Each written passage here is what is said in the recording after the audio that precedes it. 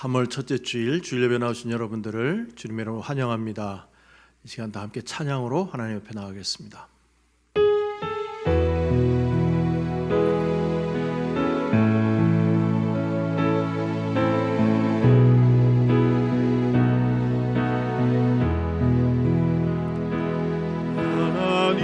하나님이 선택하셨고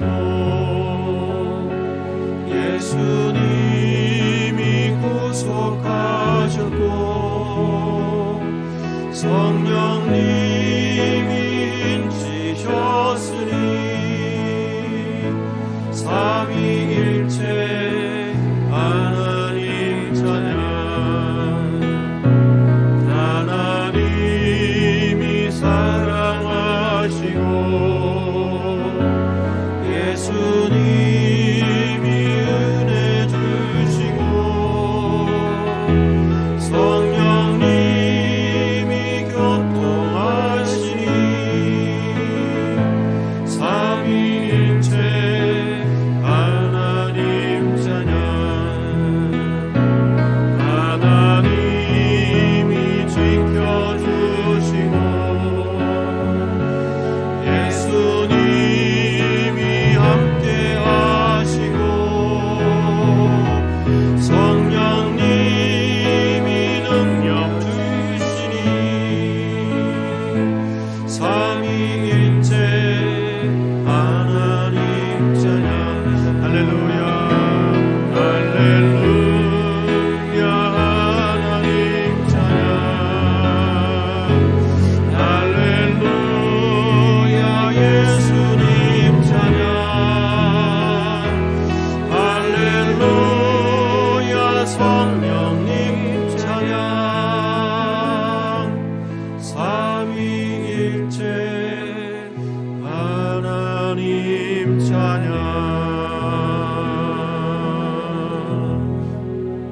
함께 머리 숙여 기도하겠습니다. 하나님께서 지난 한 주간 동안도 우리를 사랑하시되 상한 갈대도 꺾지 않으시는 사랑으로 꺼져가는 등불도 끄지 않으시는 사랑으로 우리를 품어주셨다가 우리 귀한 예배 자리에 불러주셨습니다.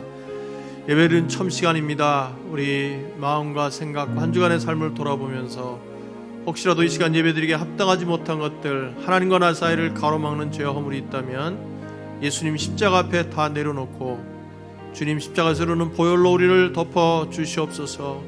우리의 공로로는 주님 앞에 나갈 수 없으나 오직 예수 십자가 보혈의 공로만 의지해서 나아가오니 우리 모습 이대로 받아주시고 우리의 찬양과 경배를 받아 주시옵소서. 모든 영광을 주님 홀로 거두어 주시고 우리에게는 하나님을 만나는 놀라운 은혜가 임하는 시간 되게 하여 주시옵소서. 간절한 마음으로 우리 자신을 주님 앞에 드리면서 기도로 나가겠습니다. 같이 기도합니다.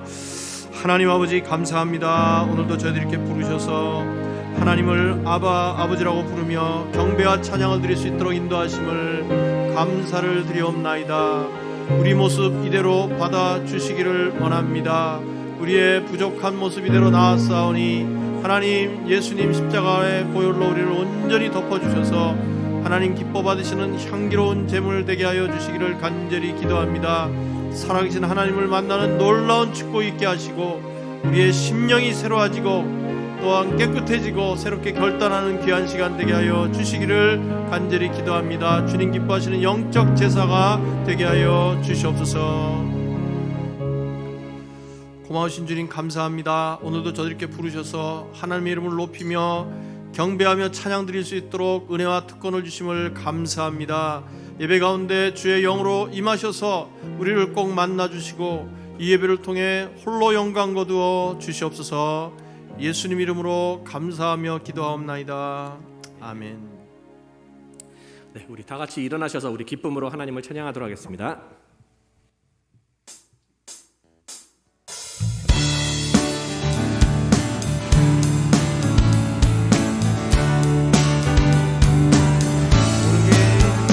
옳은 길 따르라 의의 길을 세계 만민의 참된 길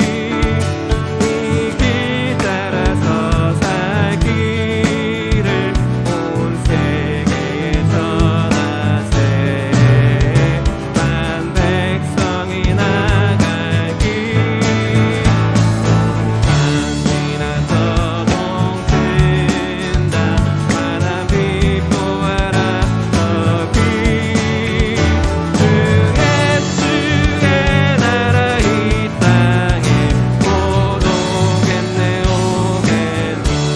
따르라 주 예수 따르라 승리의 주 세계 만민이 나가 일과 진리요 참 생명 내 땅검을 부수고 다 따르라 화평화 밤 지나서 동튼다 환한 빛 보아라 저기 그 예수의 나라 이 땅에 곧 오겠네 오겠네 놀라운 이 소식 놀라운 이 소식 알리어라 세계 만민을 구하러 내 주 예수를 보내신 참 사랑의 하나님 한 백성이 나르기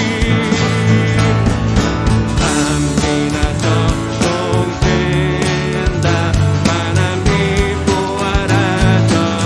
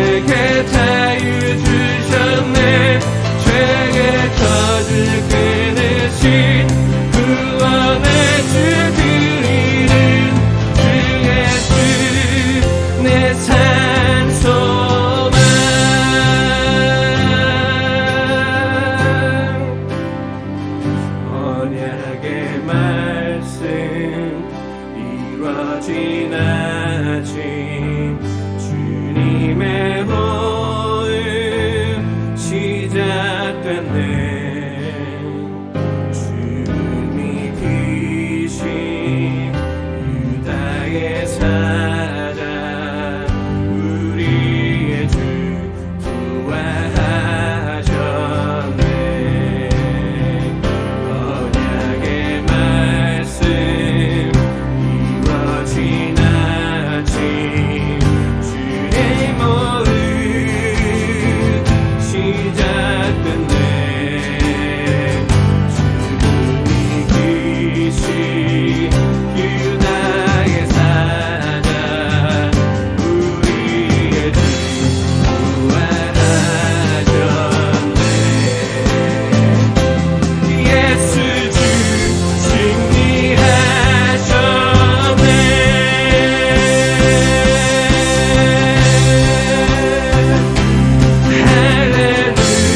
할렐루야 주의 이름 찬양해 할렐루야 내게 자유 주셨네 죄의 저주 끊으신 구원의 주 그 이름 주 예수 내 산소만 할렐루야 주의 이름 찬양해 할렐루야 내게 자유 주셨네 죄의 저주 끊으신 구원의 주 그 이름 주 예수 내 산소만 주 예수 내 산소만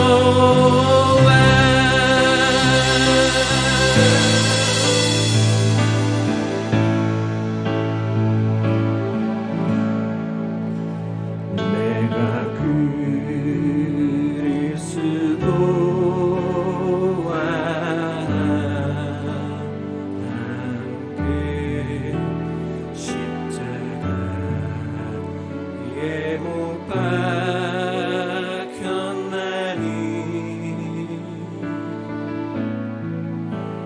그런즉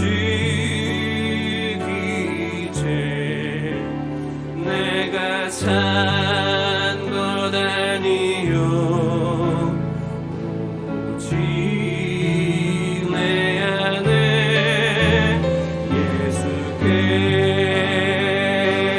예수께서 사신 것이라 이제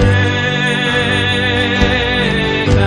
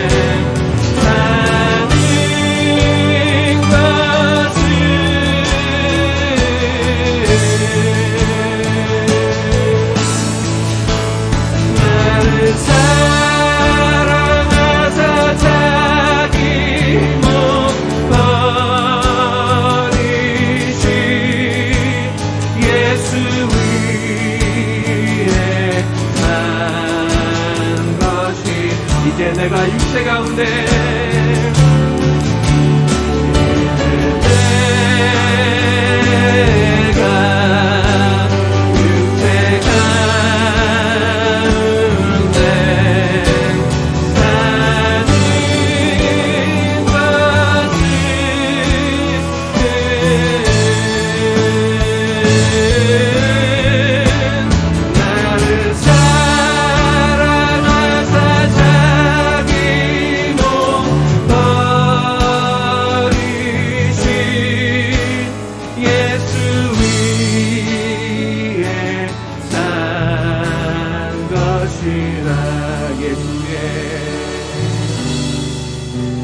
예수 위에 사는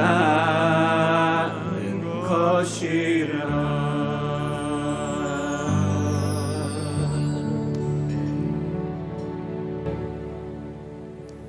자리에 앉아서 다시 한번 간절히 기도하겠습니다. 우리의 찬양과 경배를 받으신 하나님 앞에 오늘도 우리에게 말씀해 주시옵소서. 주여, 저희들이 갈급한 심령으로 주님 앞에 나왔습니다. 하나님 도와주셔서 메마른 땅에 단비가 내리듯 하나님의 은혜를 내려주시기를 간절히 기도합니다. 저희들은 어리석습니다. 갈 바를 알지 못하고 의지가 약합니다. 주의 말씀 듣고 우리 영혼이 깨어나고 하나님의 뜻을 분별하며 순종하기로 결단하는 귀한 시간 되게 하여 주시옵소서. 하나님 말씀 듣는데 방해되는 모든 악한 것들을 다 막아주시옵소서. 오늘 예배를 통해 우리가 새로워질 수 있도록 축복해 주시옵소서. 간절한 마음으로 다시 한번 기도하시고 이우영 집사님 예배를 위해서 기도해 주시겠습니다. 같이 기도합니다. 하나님 아버지 감사합니다. 오늘도 저희에게 불러주셔서 하나님의 이름을 높이며 경배하며 찬양드릴 수 있도록 인도하시니 감사합니다. 예배를 통해 하나님 꼭 만나고 특별히 이 시간 주님의 음성을 사모하오니 저희에게 친히 말씀하여 주시옵소서. 하나님 말씀 듣는데 방해되는 모든 것들을 막아주시고 아버지 하나님 깨우쳐주시고 우리의 눈을 열어주시고 마음을 활짝 열어주시고 귀를 열어주시고 우리를 얼마나 사랑하시는지 깨닫고 우리를 향하신 주님의 귀한 뜻을 깨닫고 전진하는 시간, 순종하기로 결단하는 시간 될 수 있도록 주시옵소서.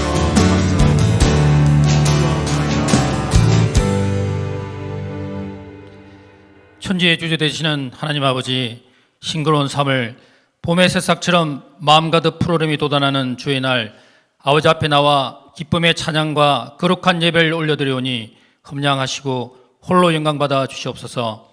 오늘 올려드리는 예배 가운데 고난 너머의 영광을 바라보며 소망하게 하시고 십자가 고난을 이기신 부활의 능력이 아버지 존전에 엎드린 심령들마다 충만케 하여 주시옵소서. 한 주간 하나님보다 하나님께서 주신 것에 마음을 빼앗겨 삶의 우선순위를 바로 하지 못하며 땅의 것들을 생각하고 사랑한 자를 자복하오니 예수 그리스도의 보혈로 정결케 하여 주시고 모든 죄와 허물들을 깨끗이 씻어주시고 정결한 마음과 견고한 심령으로 새롭게 하여 주시옵소서. 오늘 사순절 셋째 주일을 맞아 주의 고난과 십자가 순환에 동참하며 가슴 깊이 묵상하며 사순절 기간을 통하여 온 교회가 거룩하여지고 우리가 주님의 피 묻은 십자가를 바라볼 때마다 참회의 고백이 넘쳐나는 삶을 살도록 인도하여 주시옵소서. 남은 사순절 기간 동안 우리의 삶 속에서 모든 일에 절제하고 인내하면서 세상의 오락이나 쾌락에 빠지지 않게 하시고 예수 그리스도 십자가 고난의 길을 따르며 찬란한 부활의 영광을 소망하는 성찰과 다짐의 시간으로 인도하여 주시옵소서. 이 시간 자비로운 하나님의 얼굴을 구하며 간절한 기도의 제목을 들고 아버지 앞에 나온 성도님들을 친히 만나주시고 하늘의 위로와 기도 응답의 능력을 체험케 하여 주시옵소서. 주님의 영광을 위하여 영혼을 구원하고 성도를 제자 삼아 땅끝까지 선교하는 교회로 우리 포동교회를 부르신 하나님 아버지, 세우신 32개 목장마다 영혼 구원의 역사가 풍성케 하시고 많은 VIP가 세워지게 하여 주시옵소서. 앞서 섬기시는 목자 목님들에게 마르지 않는 샘과 같은 은혜 위에 은혜를 부어 주시옵소서. 지금 진행되고 있는 봄학기 삶공부에 참여하는 모든 훈련생들이 살아계신 하나님을 만나고 경험하며 삶이 변하고 인생이 변하게 하여 주시옵소서. 하나님의 눈길과 마음이 머무시는 땅끝에서 복음을 위해 땀 흘리시는 박영환, 정기영 선교사님을 기억하여 주시옵소서. 멕시코의 성도들이 성도 안에서 성령 안에서 말씀으로 기도하는 삶을 통해 감염병의 위협을 이겨내도록 소그룹을 통한 가정교회 리더십 훈련 사역을 위한 교재를 잘 준비할 수 있도록 인터넷 예배와 모임, 긍휼 사역과 신방 사역을 통해 더 풍성한 주님을 향한 감사와 기쁨을 경험하도록 역사하여 주시옵소서. 코로나19 사태에 많은 분들이 백신 접종을 받고 치료제가 속히 개발되어 코로나 바이러스를 속히 소멸시켜 주시고 위기의 순간에 더욱 하나님을 의지하며 기도의 자리로 나오게 하시고 한국과 미국의 교회들이 진정한 해결을 통해 사명을 회복하게 하시고 기도와 사랑의 실천으로 세상을 예수 그리스도의 참 빛으로 비추게 하여 주시옵소서. 우리 자녀들과 EM 예배에도 동일한 은혜를 주시고 코로나 기간에 더욱 영적으로 성장하게 도와주시옵소서. 곧 있을 대면 예배에도 모든 준비 과정을 함께해 주시고 우리 교회가 영혼의 기쁨과 제자가 세워지는 감격으로 다이나믹하고 역동적으로 살아있는 교회가 되도록 인도하여 주셨고 어둠의 빛으로 죽음에서 영생으로 부활한 생명들이 넘쳐나는 교회로 축복하여 주시옵소서. 단위에 세우신 전영리 목사님, 하나님의 영과 하나님의 능력으로 우리를 향하신 생명의 말씀을 증거하게 하시고 선포된 말씀을 통하여 예수 그리스도와 못 박힌 십자가가 우리의 심령에 깊이 새겨지고 우리의 믿음이 하나님의 능력 안에 거하는 은혜를 베풀어 주셨기를 간절히 기도하며 믿음의 창시자요 구원의 완성자 되시는 예수님의 이름으로 기도드립니다. 아멘.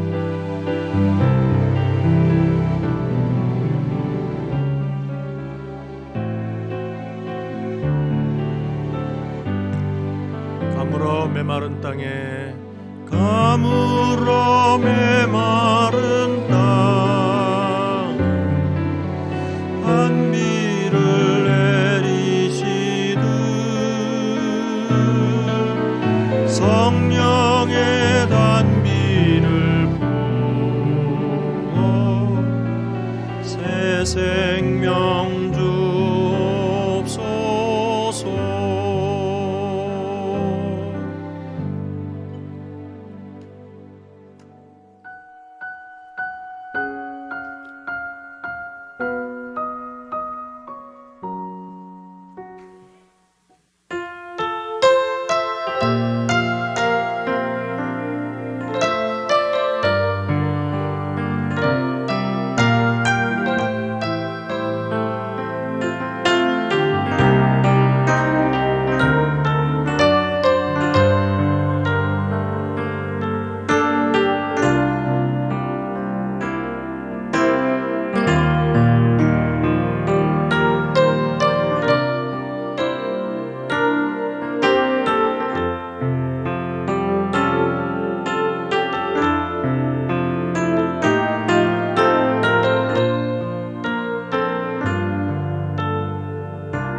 다니엘 금식 기도를 소개합니다.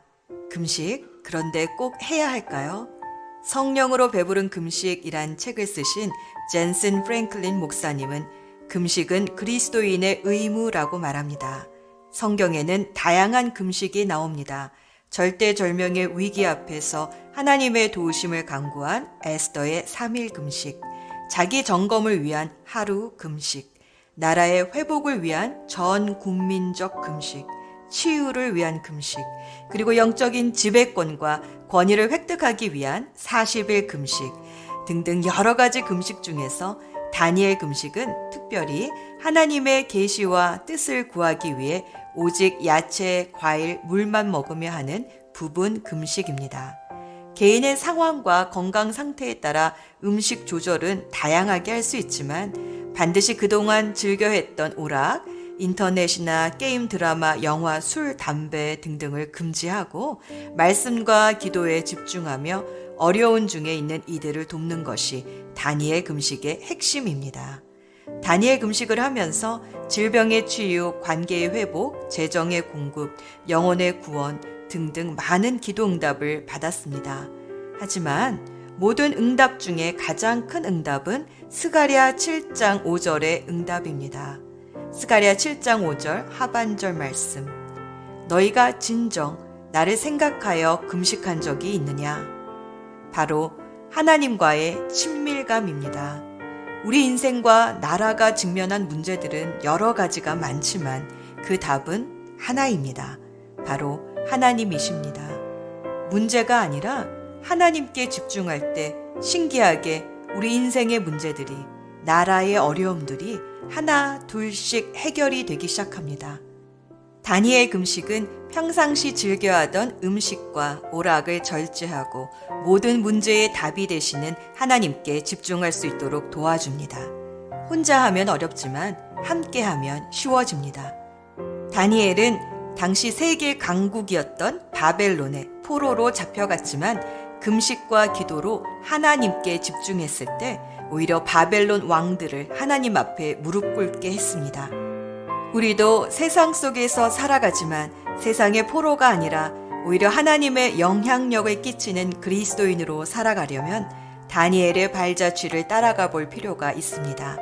다니엘의 위대함은 음식을 가려 먹겠다라는 작은 결심에서부터 시작되었습니다. 다니엘 1장 8절 말씀. 다니엘은 왕이 내린 음식과 포도주로 자기를 더럽히지 않겠다고 마음을 먹고 환관장에게 자기를 더럽히지 않을 수 있게 해달라고 간청하였다. 당시 느부갓네살 왕이 내린 음식은 단순히 좋은 음식이 아니라 우상에게 바쳤던 음식이었습니다. 그들은 우상에게 바친 음식을 먹으면 건강과 전쟁의 승리와 축복을 보장받는다고 믿었습니다. 하지만 다니엘은 하나님을 믿었습니다. 그래서 비록 이름도 바벨론식으로 바꾸고 바벨론의 학문도 열심히 공부했지만 왕의 음식은 거절했습니다. 그리고 시간과 장소를 정해 하루에 3번 하나님 앞에 나아가 말씀을 읽으며 기도했습니다. 지금 우리는 마음만 먹으면 할 수 있는 것을 다니엘은 목숨을 걸고 지켜야 했습니다. 그러자 하나님은 다니엘에게 지혜와 계시의 영을 부어주시고 바벨론의 모든 왕들 앞에서 다니엘의 하나님이 참 하나님이심을 드러내어 주셨습니다.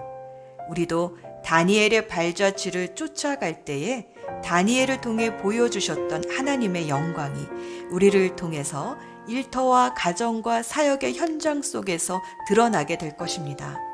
바벨론의 영으로 가득 찬 이 세상엔 지금 많은 다니엘이 필요합니다. 다니엘 금식기도 길잡이가 20하루의 여정 동안 함께 그 길을 안내해 줄 것입니다. 다니엘 금식기도 길잡이 10분 동영상은 5분 묵상과 5분 기도로 나누어집니다. 성경에서 말하는 금식의 유익함이 무엇인지 묵상한 후에 스스로 질문해보는 묵상 기도와 그날의 포커스 기도 제목을 가지고 기도합니다.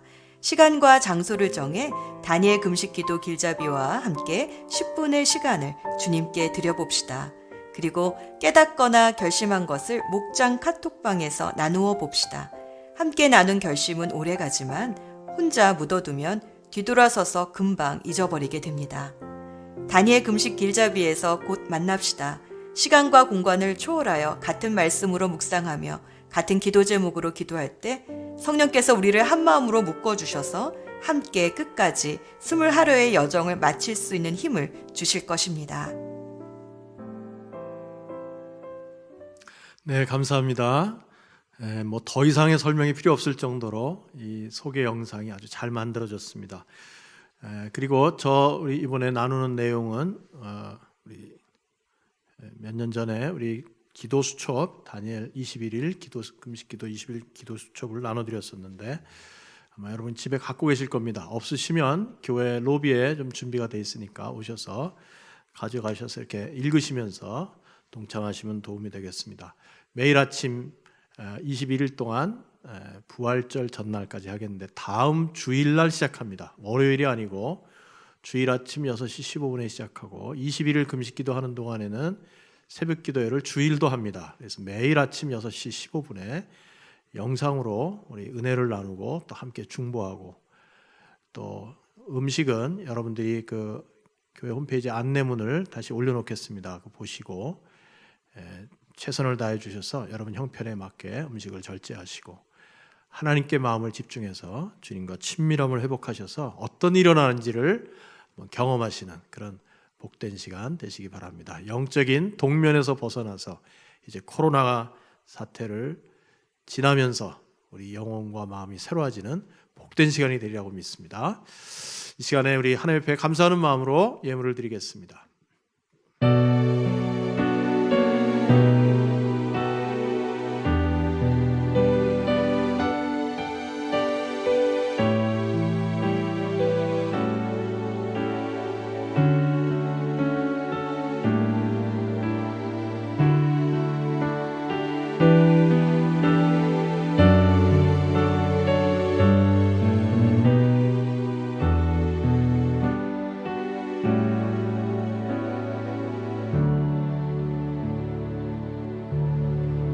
드린 예물 위해서 같이 기도하겠습니다. 고마우신 주님, 참으로 감사합니다.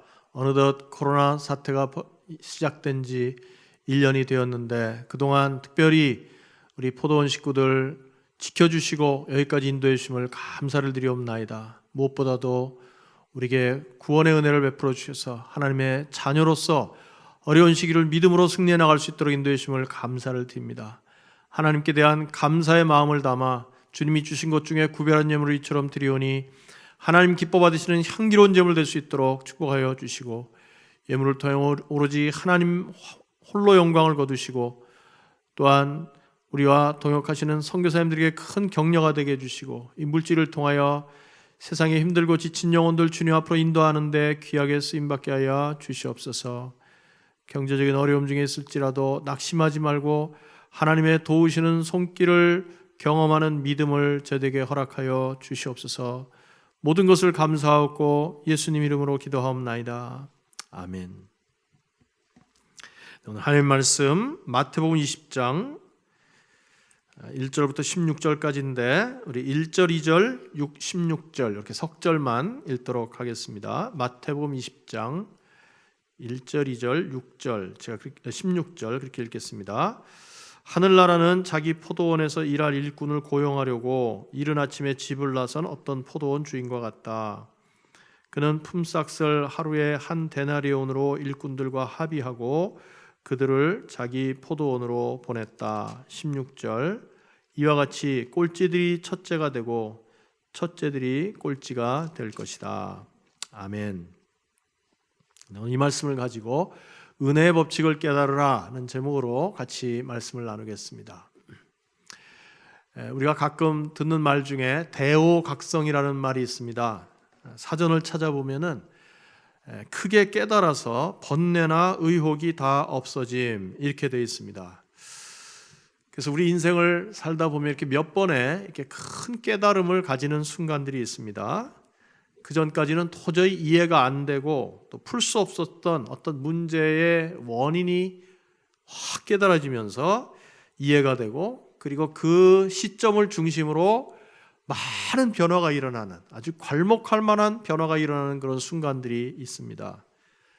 특별히 우리가 신앙을 갖는 그 순간이야말로 이런 대오각성, 우리 교회에서는 영적 각성이라고 그러죠. 그런 각성의 순간이라고 말할 수 있습니다.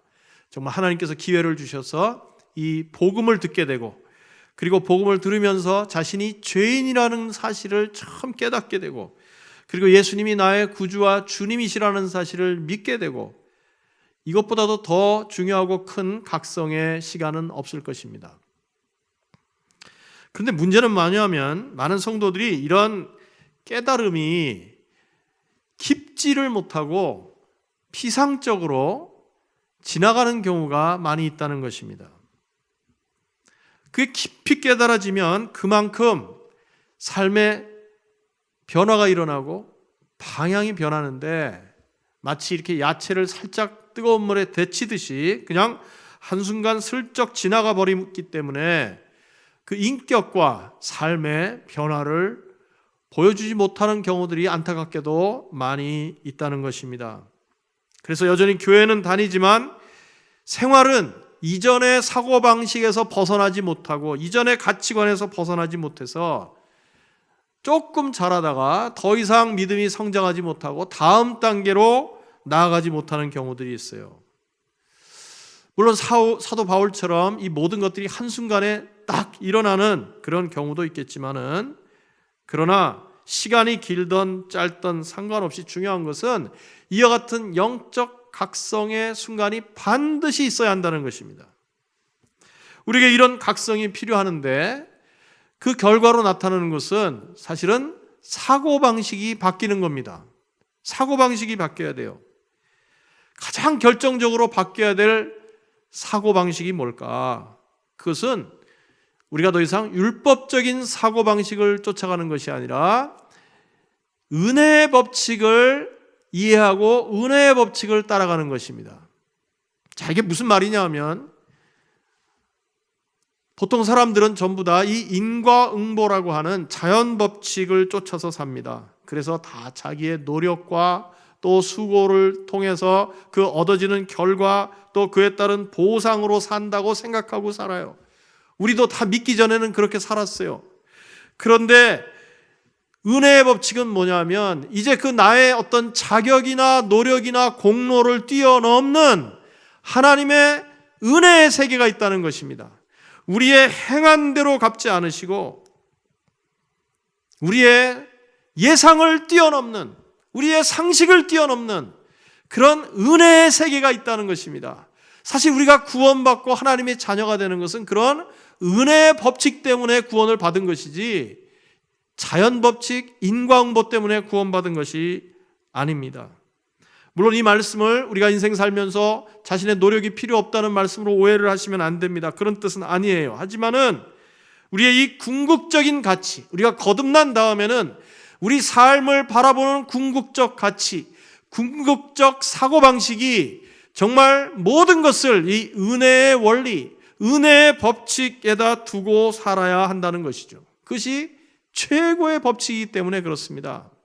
여러분, 한국이나 미국이나 이런 민주국가들이 공이 이렇게 법이 있는데 그 법 중에 많은 법들이 있지만 결국 최고 권위를 가지는 법은 헌법입니다. 헌법. 헌법의 가치가 중요해요. 우리가 신앙생활에도 여러 가지 기억하고 따라야 될 법칙과 또 원칙들이 있지만은 그러나 그보다 가장 높은 최상위 법은 뭐냐면 은혜의 법이라는 것입니다. 오늘 본문 말씀이 그 은혜의 법을 우리에게 잘 설명해 주는 예수님의 그 비유의 말씀입니다. 이 오늘 본문 말씀은 소위 이 포도원 일꾼의 비유라고 이렇게 이름이 붙어 있는데 이 비유는 마태복음에만 기록이 되어 있습니다. 아주 특이한 내용을 가진 그런 예수님의 비유입니다. 이것을 언제 말씀해 주셨냐면 예수님께서 십자가를 지시기 위해서 이제 제자들과 함께 예루살렘으로 올라가시는 도중에 이 말씀을 해 주셨습니다. 말씀드린 것처럼 이 비유의 이름이 보통 포도원 일꾼의 비유라고 하는데 그러나 내용을 잘 살펴보면 이 비유의 주인공은 일꾼들이 아니라 포도원 주인입니다. 그래서 엄밀히 말하자면 포도원 주인의 비유 그렇게 말하는 게 맞겠지만 우리가 오랫동안 그렇게 불렀기 때문에 포도원 일꾼의 비유라고 하겠습니다. 이 포도원 주인이 포도딸 시기가 돼서 일꾼들을 부른다는 내용입니다. 유대 지방에는 보통 아주 뜨거운 여름인 8월쯤에 포도를 많이 거두었다고 합니다. 잘 아시는 대로 이 햇살이 따갑게 쪼일수록 열매가 더 달지요. 포도가 더 답니다.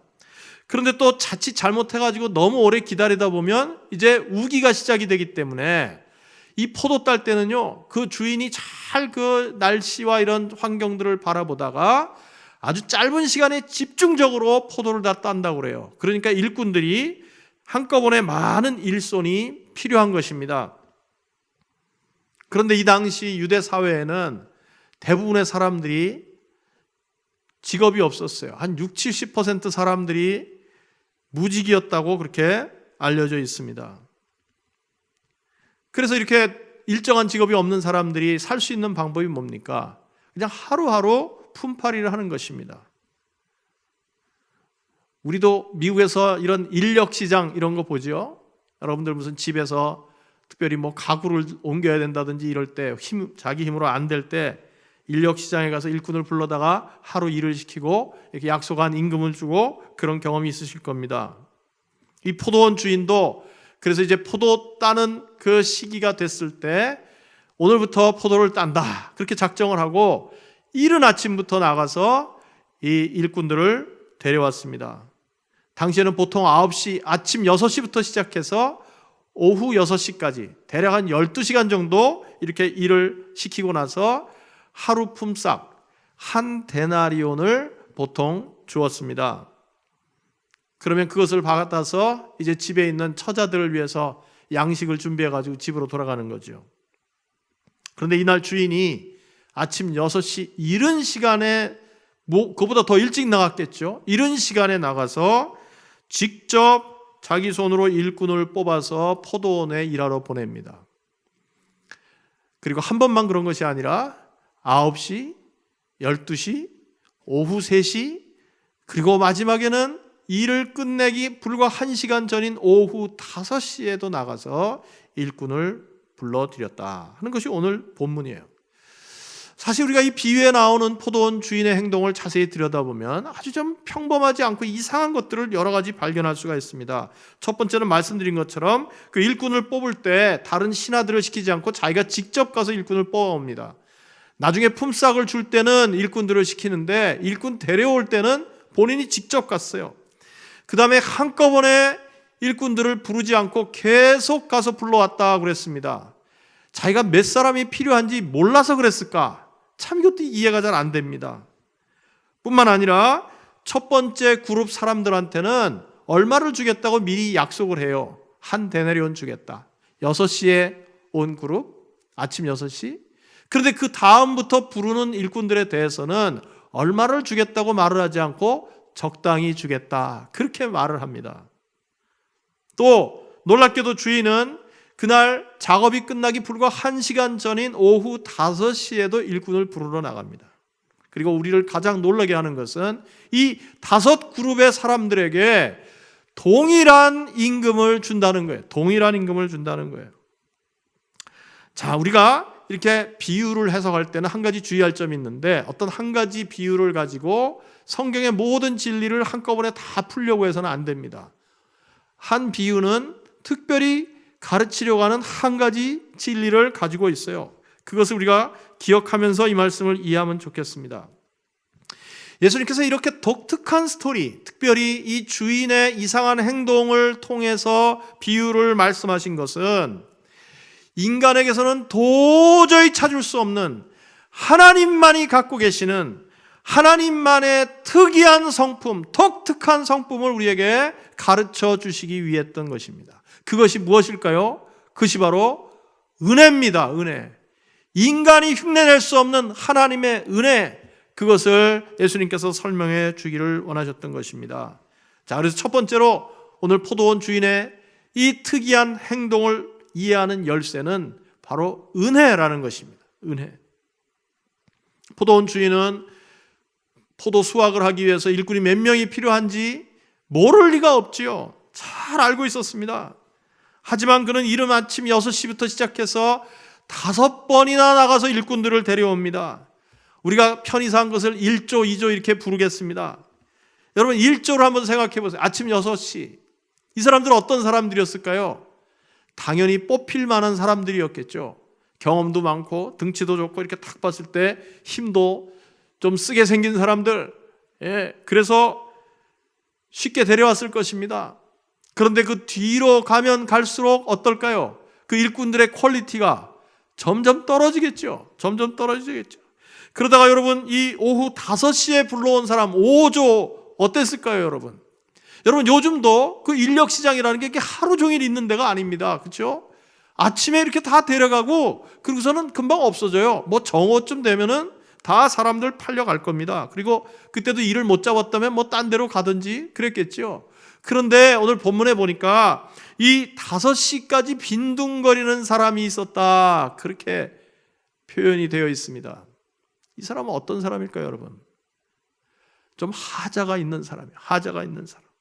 무슨 몸에 장애가 있든지 아니면 아버지를 따라왔던 어린 아들이었든지 그래서 누가 데려가려고 그러다가 힘도 못 쓰게 생겼으니까 안 데려간 사람들, 그런 사람들이 이 5조에 속한 사람이었을 것입니다. 그런데 여러분 이 주인은 어땠는지 아세요? 아침 6시에 사람들 데려간 다음부터 계속 나옵니다. 왜 그랬을까요? 남아있는 사람들이 잊혀지지가 않는 겁니다. 아직도 일자리를 못 찾은 사람들이 계속 어른거린 것입니다. 그 사람들이 오늘 일을 못하면 그 식구들은 오늘 고픈 배를 움켜쥐고 잠을 자야 할 텐데, 그런 긍휼의 마음을 품고 계속해서 나가서 본 것입니다. 일꾼을 계속 데려온 것입니다. 더욱이 주인은 나중에 데려오는 사람들에 대해서 얼마를 주겠다는 약속을 분명히 하지 않아요. 4절 말씀, 그는 그들에게 말하기를 여러분도 포도원에 가서 일을 하시오. 적당한 품삯을 주겠소. 그래요. 주인의 마음속에는 우리가 나중에 결과를 봐서 알지만은 비록 늦게 데려올지라도 그들에게도 동일한 온전한 하루 품삯을 주겠다는 마음 때문에 미리 그 말을 하지 않았던 것입니다. 사실 이 말씀을 읽는 마태복음의 수신자들이 큰 위로를 받았을 거예요. 물론 마태복음은 1차적으로 유대인 출신 크리스찬들을 위해서 쓴 편지다, 그렇게 말씀드렸지만, 그러나 이미 이 초대교회에는 많은 이방인들이 그 교회 안에 유대인들과 함께 신앙생활을 하고 있었습니다. 이 말씀을 듣는 이방인 출신 유대인들이 아마 이 말씀을 통해서 큰 위로를 받았을 것입니다. 여러분, 우리도 마찬가지입니다. 하나님께서는 모든 사람에게 동일한 은혜를 베풀기를 원하십니다. 그 사람이 유대인이든 이방인이든 상관없이 동일한 구원의 은혜를 베풀어 주시기를 원하십니다. 시점은 그렇게 중요하지 않아요. 일찍 믿던 나중에 믿던 그 시간은 그렇게 중요한 게 아니라 어떻게 했든 간에 이 포도원 안으로 들어가는 것이 중요한 것입니다. 그래야 생명을 얻어요. 그래야 생명을 얻어요. 이것이 포도원 주인으로 비유된 하나님 아버지의 마음입니다. 그래서 계속 나가서 일꾼들을 데려온 겁니다. 좀 오래전 일인데 제가 한번 한국에 갔다가 그때 마침 한국에 나가 계셨던 우리 성도님 한 분을 이렇게 신방하게 됐어요. 근데 마침 그분이 지방에 계셨기 때문에 제가 그래서 지방에 가서 그분은 만났습니다. 그리고 이제 그날 오후 저녁 비행기나 저녁 기차나 고속버스를 타고 이렇게 서울로 올라오려고 했는데, 그분이 그냥 굳이 강권을 하셔가지고 이렇게 비행기 표를 끊어주셨어요. 그래갖고 비행기 타고 가시라고. 그랬는데 그 비행기 떠날 시간, 마지막 남은 비행기인데 시간이 없는 겁니다. 그래가지고 그야말로 총알 택시를 타고 헛직업 공항으로 달려 들어갔어요. 그랬더니 그야말로 비행기 문 닫기 일보 직전에 도착해서 비행기를 탔습니다. 비행기 타기 전까지는 마음이 너무너무 조마하고 또 막 이리저리 뛰느라고 그냥 몸이 땀에 젖고 그랬는데, 비행기에 일단 들어가서 앉아서 자리를 잡고 나니까 다른 승객과 저하고 아무런 차이가 없더라고요.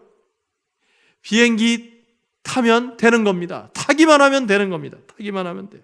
마치 노아 방주의 문이 닫히기 전에 그때까지만 들어가면 되는 것처럼 포도원 주인의 목적은 한 사람이라도 더 일할 기회를 주고 한 사람이라도 더 포도원으로 들어와서 일하기를 원했던 것입니다.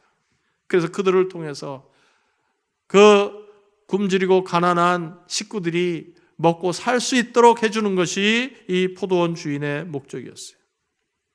그만큼 이 주인은 은혜 베풀기를 간절히 사모했었다는 것입니다. 이것은 물론 우리를 향한 하나님의 크신 사랑과 은혜를 표현하는 말씀입니다. 예수님은 이것을 우리에게 정말 가르쳐 주기를 원하셨어요.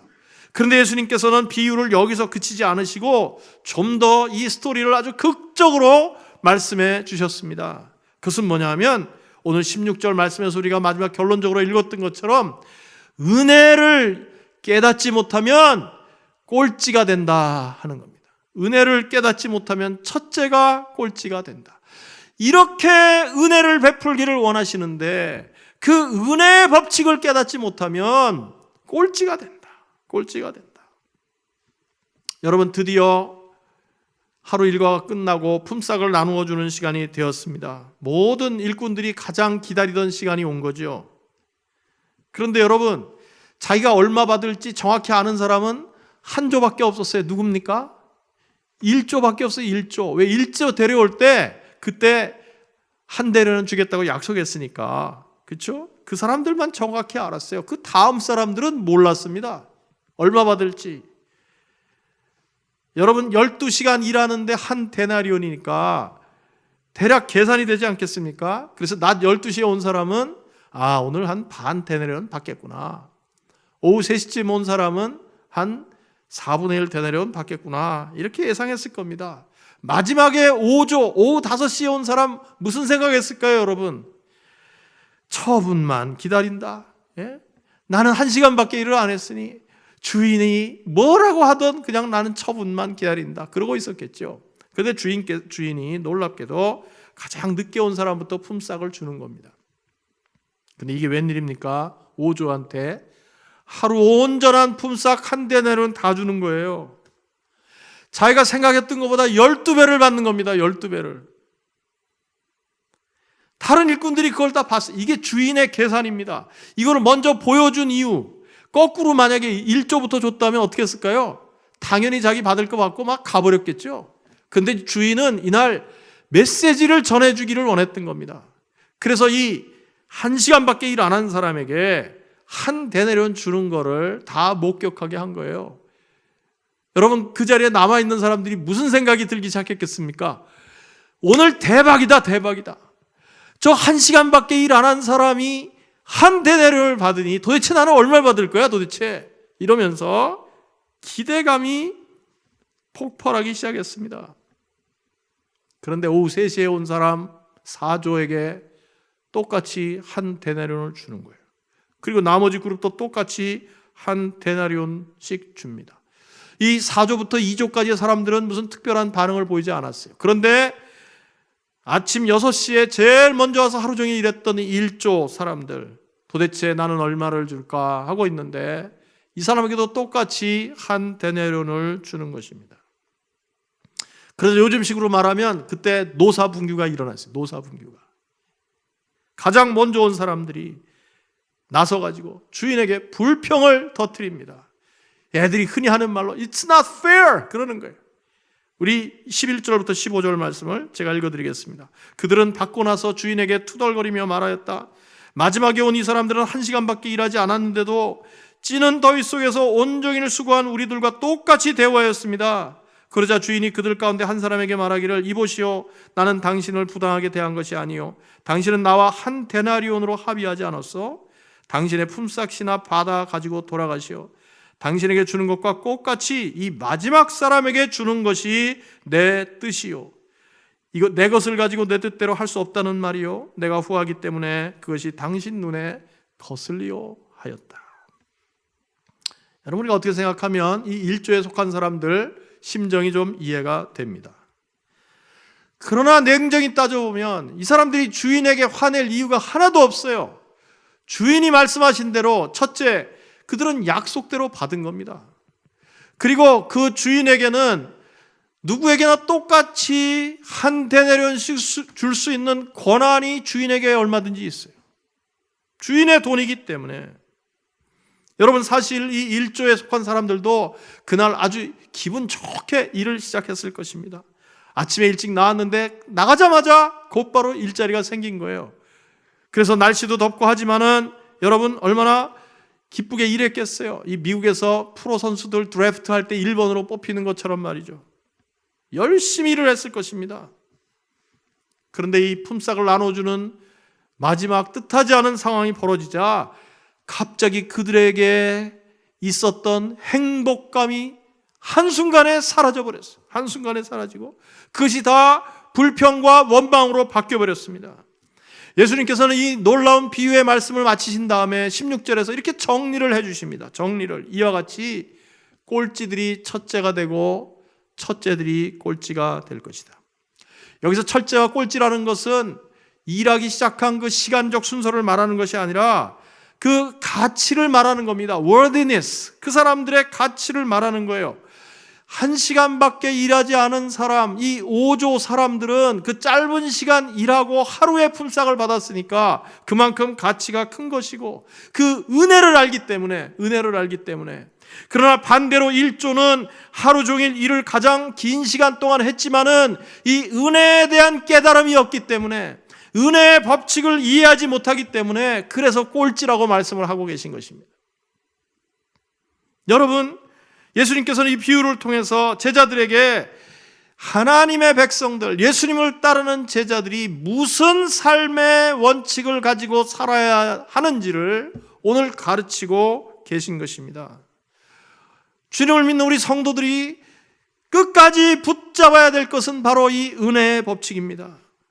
예수를 믿으면서도 여전히 자기 힘만 의지하면서 자기의 노력한 대가를 꼭 쟁취하겠다, 그것만으로 살겠다, 인과응보의 법칙을 따라서 살겠다, 그런 수준에 머물러서는 안 된다는 것입니다.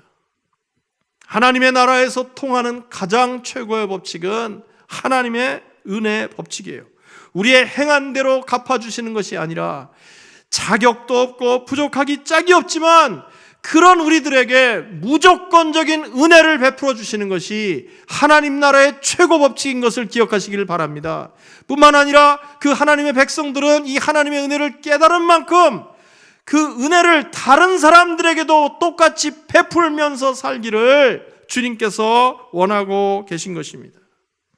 내가 받은 은혜를 통해서 그것을 진심으로 깨닫고 대오각성을 하고 삶의 기준을 바꿔서 세상의 상식적인 수준에서 살다가 은혜의 법칙을 내 삶에 적용하면서 이제는 다른 사람을 용납하고 또 자기가 받은 그 사랑과 은혜를 남들에게 베풀면서 사는 것이 하나님 나라 백성들의 삶의 모습이 되어야 한다.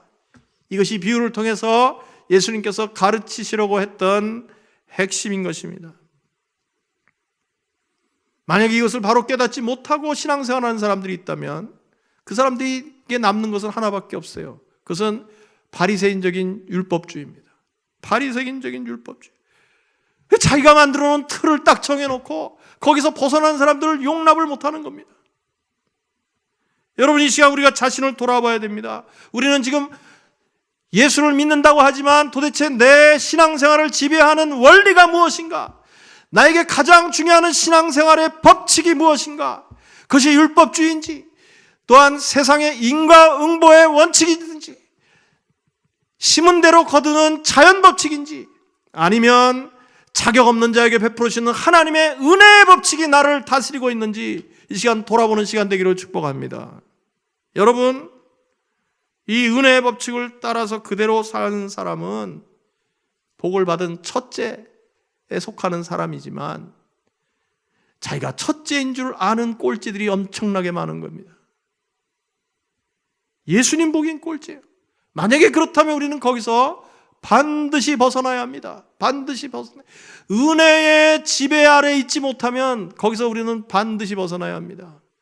자, 그러기 위해서 은혜의 법칙을 따라서 살기 위한 방법이 무엇인지를 우리가 오늘 본문을 통해서 몇 가지 적용하도록 하겠습니다. 은혜의 법칙을 따라 살기 위한 방법을 알아야 돼요. 첫 번째는 뭐냐면 남들과 비교하는 습관을 버려야 합니다. 여러분, 가장 먼저 일을 시작했던 사람이 행복한 마음으로 휘파람을 불면서 일하다가 불평과 원망이 쏟아지게 된 계기가 뭡니까? 다른 사람과 비교해서 그래요. 비교하는 순간 그의 마음속에 섭섭한 마음, 서운한 마음이 들면서 그의 행복이 다 사라져 버렸습니다. 우리도 마찬가지예요. 잘 지내다가도 남들과 이렇게 비교하는 순간 기쁨과 감사가 사라지는 경우가 많습니다. 하나님의 은혜를 진정으로 깨달은 사람은 남들과 비교를 잘 안 하게 됩니다. 순간적으로 잠깐 남과 비교를 했다가도 금방 정신을 차리고 제자리로 돌아오는 것이 하나님의 은혜를 제대로 깨달은 사람의 삶의 모습입니다. 왜냐하면 내가 하나님께로 받은 은혜가 너무나 큰 은혜이기 때문에, Amazing Grace이기 때문에 다른 사람이 뭘 어떻게 하든지 그게 그렇게 중요하지가 않아요. 여러분, 예수님께서 부활하신 다음에 갈릴리에서 제자들을 다시 만나셨을 때 요한복음 맨 마지막 21장에 보면은 제자들에게 이렇게 생선을 구워주시면서 베드로도 용서하시고 얼마나 그 아름다운 시간을 보내셨는지 몰라요. 제자들이 은혜가 충만했을 것 같아요. 그런데 베드로가 뜬금없이 이런 말을 합니다. 옆에 있던 요한을 가리키면서 주님, 그런데 이 사람은 어떻게 될 것입니까? 그렇게 물어요. 여기 있는 요한은 어떻게 될까요? 그랬더니 예수님이 하시는 말씀이 요한복음 21장 21절 22절 이렇게 써 있습니다. 베드로가 이 제자를 보고 예수께 물었다. 주님, 이 사람은 어떻게 되겠습니까? 예수께서 말씀하셨다. 내가 올 때까지 그가 살아있기를 내가 바란다고 한들 그것이 너와 무슨 상관이 있느냐? 너는 나를 따르라. 너는 나를 따르라. 너가 받은 은혜 그거 족한 줄 알고 너는 나를 따르라. 그렇게 말씀하십니다. 여러분, 주님은요, 여러분과 제가 그냥 다른 사람과 늘 자기를 이렇게 비교하고 신경 쓰느라고 자기가 받은 은혜를 이렇게 자꾸 쏟아버리고 그러지 않기를 원하십니다. 그러지 않기를 원하세요. 사실 우리가 내게 주신 그 크신 은혜를 깨달으면 깨달을수록 다른 사람에 대해서, 다른 사람이 받는 복에 대해서, 부정적인 의미로 말씀드리는 거예요. 다른 사람이 받는 복에 대해서 그렇게 신경 쓰지 않습니다. 눈에 거슬리지 않아요. 우주 만물을 지으신 하나님께서 세상에 나 한 사람밖에 없는 것처럼 나를 사랑해 주셨다고 하는 그 은혜를 깨닫고 나면 우리의 모든 시선이 주님께 집중되고 주님이 나에게 베풀으신 그 은혜가 너무나 감사할 따름입니다. 두 번째로, 우리가 은혜의 법칙을 따라서 살려면 질투심이 생기지 않도록 조심해야 합니다. 이 첫 번째하고 연관이 되는 것인데요, 1조 사람들이 불평과 원망에 빠졌던 또 다른 이유는 질투했기 때문입니다. 여러분, 많은 사람들이 신앙생활하다가 시험에 드는 큰 이유 중에 하나가 질투심입니다. 그런데 이 질투심은요, 특징이 있어요. 뭐냐면 질투심은 자기 본성을 잘 드러내질 않습니다. 여러분, 사람이 이렇게 질투심을 가졌다는 것은 참 부끄러운 일이에요. 수치스러운 일, 속 좁은 사람이잖아요.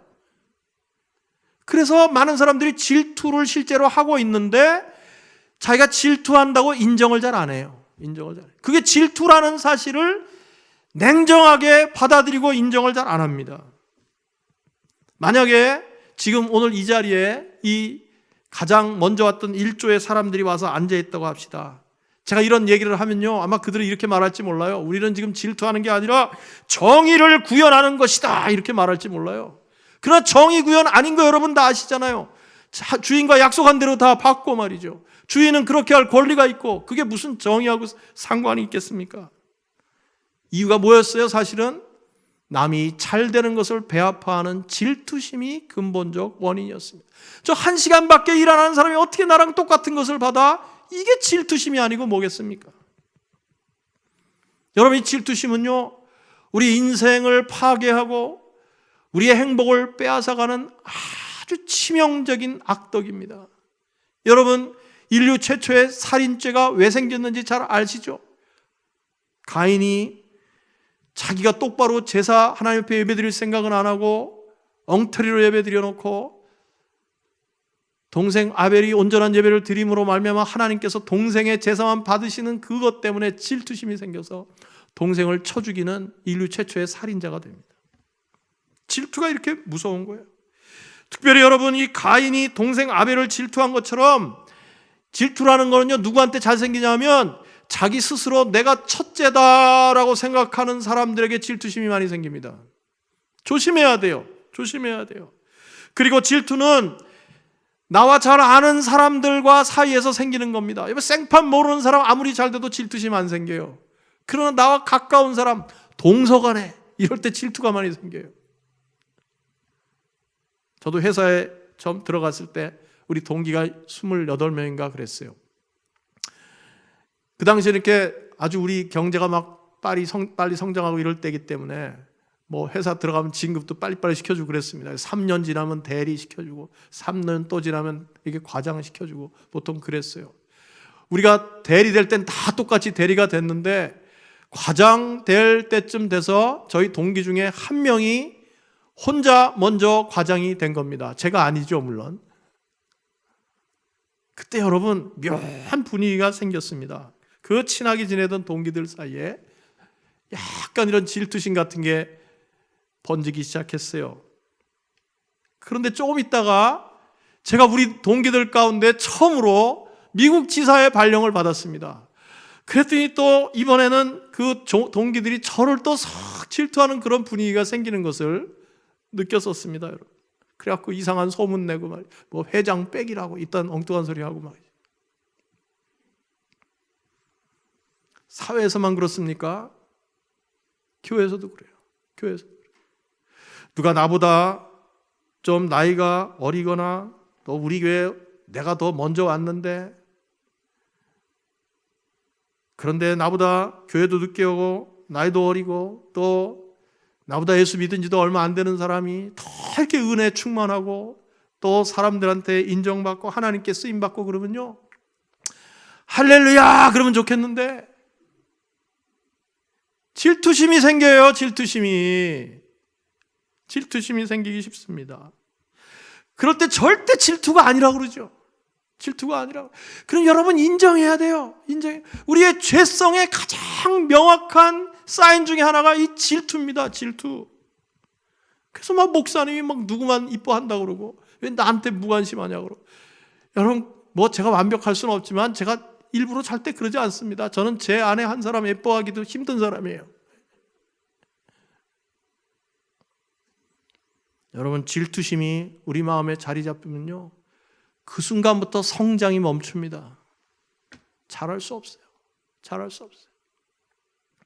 세 번째는 이웃이 잘 될 때 함께 기뻐해야 합니다. 이 1조 사람들이 5번째가 그렇게 잘 됐을 때 축하하거나 기뻐했다는 기록이 없어요. 로마서 12장 15절 기뻐하는 사람들과 함께 기뻐하고 우는 사람들과 함께 우십시오. 여러분 이 두 가지 중에 어느 게 더 힘듭니까? 우는 사람과 함께 우는 것보다 잘된 사람들하고 기뻐하는 게 더 어려워요. 인간이 죄인들이기 때문에. 배고픈 건 참아도 배 아픈 건 못 참는다고 그러잖아요. 그런데 여러분 기억하십시오. 이런 것은 다 세상의 법칙이지 천국의 법칙이 아닙니다. 천국의 법칙이 아니에요. 여러분 사실 남이 잘 될 때 진심으로 축하해 주는 거 굉장히 어려운 일이에요. 어떻게 하면 할 수 있습니까? 의지로 결단하면 할 수 있습니다. 의지로 결단하면 할 수 있어요. 우리가 믿음도 의지의 결단이라고 그랬고 용서도 의지의 결단이라고 그랬던 것처럼 다른 사람 잘 됐을 때 진심으로 축하해 주는 거, 그것이 마땅히 해야 되는 일이라고 생각되면 그냥 하는 겁니다. 의지로 결단하고 축하해 주고 박수 쳐주는 거예요. 마지막으로 나에게 베푸신 은혜를 당연시하면 안 됩니다. 이 1조 사람들이 이렇게 분개했던 이유는 그날 그 주인이 자기를 뽑아줬을 때 처음에는 참 기뻐했었는데 그것을 당연시하고 감사할 줄 몰랐다가 이런 엉뚱한 짓을 한 겁니다. 주인에게 대들고 말이죠. 원망하고. 어떤 분들은 자기가 이미 받은 복에 대해서는 생각을 하지 않으면서 왜 다른 사람은 복 주고 나한테는 복을 안 주냐고 이런 생각에 사로잡혀가지고 성장이 멈춘 사람들이 있어요. 너무나 안타까운 일이에요. 그것은 하나님이 복을 주시지 않아서 그런 것이 아니라 자기가 받은 은혜와 축복을 당연시하면서 하나님 앞에 감사하는 것을 잊어버리기 때문입니다. 여러분 감사도요 훈련이고 습관이에요. 이거 자꾸 해버릇해야 잘 됩니다. 이번 코로나 기간에 애틀랜타에 있는 어느 교회에서 코로나 기간에 할 수 있는 게 별로 없잖아요. 다 비대면이니까.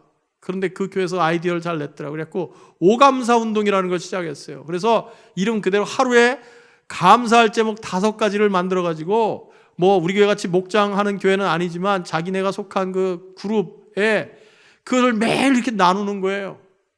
오! 감사! 이렇게. 사실 우리가 코로나를 지내면서 얼마나 많이 깨달았습니까? 이전에 너무나 당연시하던 것이 사실은 당연한 게 아니었구나. 우리가 함께 모여드리는 것을 당연하게 생각하고 감사할 줄 몰랐는데 그게 당연한 게 아니었구나. 큰 감사의 제목이었구나 하는 것을 깨닫는 것입니다. 우리 목장에서도 좀 그렇게 해보시면 좋을 것 같아요. 그리고 우리 또 감사의 예물을 하나님 앞에 드리는 습관을 기르는 것이 참 중요합니다. 여러분, 감사라는 것은 표현하지 않으면 감사가 아니에요. 근데 사람들한테만 그런 게 아니라 하나님께도 똑같습니다, 여러분. 하나님께서 너희가 내게 나올 때 빈손으로 나오지 말라고 말씀하셨어요. 하나님의 은혜는 무한합니다. 우리에게 베풀으신 사랑 무한한 것입니다. 우리가 코로나 현장 예배를 드리면서 감사의 예물을 드리는 것이 그렇게 쉽지는 않습니다. 그러나 다 마음먹기 달렸어요. 드릴 마음만 있으면 어떤 방법으로든 감사의 예물을 드릴 수 있습니다. 오늘 이 본문 말씀 포도원 일꾼의 비유는 사실 앞에 있는 19장에 나오는 베드로의 질문에 대한 예수님의 대답이었습니다. 예수님께 찾아온 어떤 부자 청년이 돈이라고 하는 그 돈의 우상을 버리지 못하고 예수님의 제자가 될 수 있는 기회를 놓치고 그냥 가버렸어요. 그러자 예수님께서 이렇게 말씀하십니다. 부자가 천국에 들어가는 것이 낙타가 바늘기로 들어가는 것보다 더 어렵다. 그 말씀을 듣고 베드로가 예수님께 이렇게 말씀했습니다. 마태복음 19장 27절, 이 말씀을 듣고 베드로가 예수께 말하였다. 보십시오. 예수님께 하는 말씀이에요. 우리는 모든 것을 버리고 선생님을 따랐습니다. 그러니 우리가 무엇을 받겠습니까? 베드로는 자기가 배와 그물을 버리고 예수님을 따라온 이 일에 대해서 무슨 보상을 해주실지에 대해서 관심이 많았어요. 그러자 예수님께서 이렇게 말씀하셨습니다. 28절에서 30절, 예수께서 그들에게 말씀하셨다. 내가 진정으로 너에게 말한다. 새 세상에서 인자가 자기의 영광스러운 보좌에 앉을 때 나를 따라온 너희도 12보좌에 앉아서 이스라엘 12지파를 심판할 것이다. 내 이름을 위하여 집이나 형제나 자매나 아버지나 어머니나 자식이나 땅을 버린 사람은 100배나 받을 것이요 또 영원한 생명을 물려받을 것이다. 30절이 중요합니다. 그러나 첫째가 된 사람이 꼴찌가 되고 꼴찌가 된 사람들이 첫째가 되는 경우가 많을 것이다. 사실 이 포도원 일꾼의 비유 앞뒤를 똑같은 얘기, 물론 순서는 바뀌었지만은 똑같은 말씀이 감싸고 있는 거예요. 감싸고 있어요. 똑같은 말씀. 첫째가 꼴찌가 되고 꼴찌가 첫째가 될 것이다.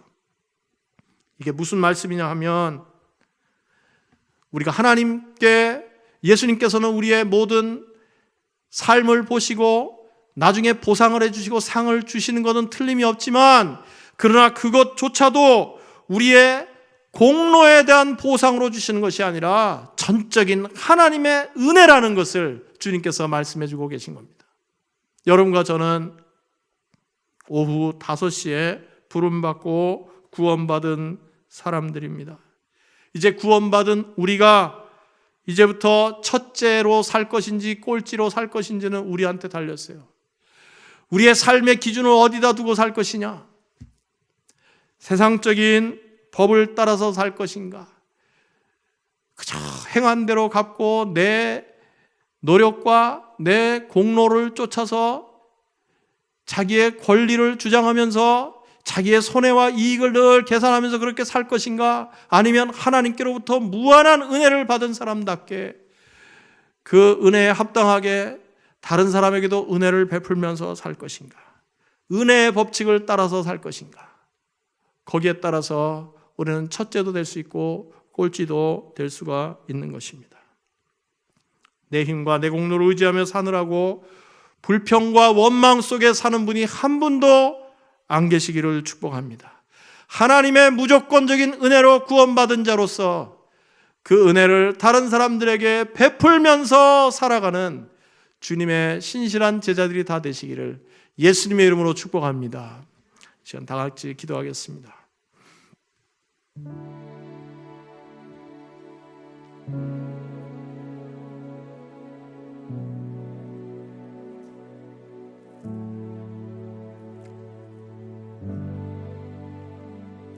하나님 아버지 감사합니다. 오늘 이 포도원 주인의 비유를 통해서 오후 5시에 부름받았던 사람처럼 아무런 자격도 공로도 없는 저희들을 하나님의 일방적인 은혜로 부르셔서 자녀 삼으시고 천국 백성 삼아주시고 또 천국의 상급을 쌓을 수 있도록 주님의 일을 하게 은혜를 주심을 감사를 드리옵나이다. 아버지 하나님, 저희들을 깨우쳐 주셔서 하나님의 은혜의 법칙을 따라 살아가는 저희들 될 수 있도록 도와주시옵소서. 세상 사람들처럼 다른 사람과 늘 비교하고 질투심에 빠져서 영적 성장이 멈춰지는 일이 없도록 주여 은혜를 베풀어 주시기를 간절히 기도합니다. 다른 사람이 잘 될 때 진심으로 함께 기뻐할 수 있는 저희들 되게 해주시고, 하나님께서 내게 베푸신 은혜를 결코 당연시하지 않고 작은 것 하나라도 늘 감사하며 살 수 있는 저희들 되게 하여 주시옵소서. 하나님의 무조건적인 설명할 수 없는 은혜가 우리 삶을 지배하는 그런 삶이 되어서 우리로부터 그 하나님의 은혜가 다른 사람들에게 흘러넘칠 수 있도록 도와주시옵소서. 감사하고 예수님 이름으로 기도하옵나이다. 아멘. 함께 일어나셔서 같이 찬양 드리시겠습니다.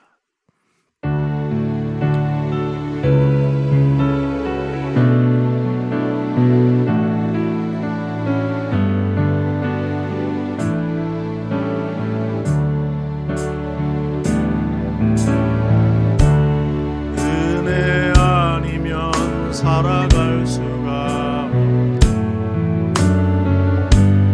보험마저도 다 주의 것이니 세상 평안과 위로 내게 없어. 예수 오직 예수뿐이네.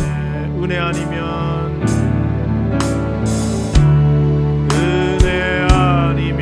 살아갈 수가. 아멘. 모험마저도 다 주의 것이니 세상 평안과 위로 내게 없어. 예수 오직 예수뿐이네.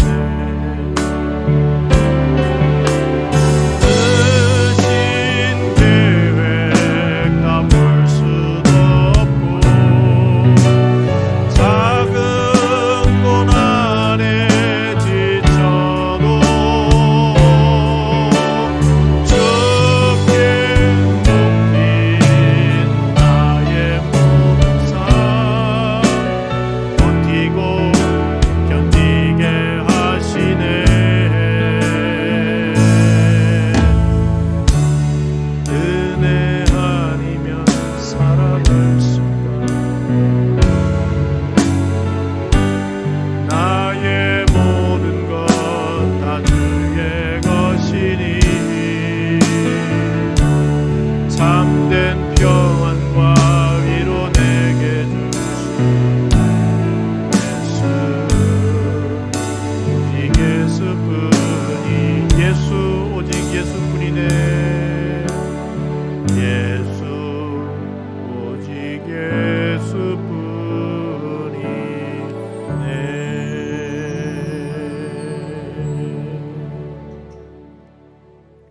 지금 우리를 위해 이 땅에 오시사 고난 받으시고 십자가 지시고 부활하신 우리 주 예수 그리스도의 은혜와 독생자를 아낌없이 보내어 영원한 생명 주신 하나님 아버지의 크고 놀라우신 사랑하심과 날마다 우리 삶 가운데 함께 하셔서 은혜의 법을 따라 살 수 있도록 우리를 이끌어주시고 격려하시는 성령의 교통하심이 오늘 하나님 앞에 나와 경배와 찬양을 드리며 자기 힘으로 살려고 하는 세상 자연 법칙을 따라 살지 말고 하나님의 초자연적인 은혜의 법칙을 따라 살기로 마음에 다짐하며 이 자리를 떠나는 하나님의 귀한 백성들 위해 저들의 가정과 자녀와 손대하는 모든 일과 건강과 안전 위에 우리와 동역하시는 선교사님들의 사역 현장에 함께 하시기를 예수님의 이름으로 축원하옵나이다. 아멘.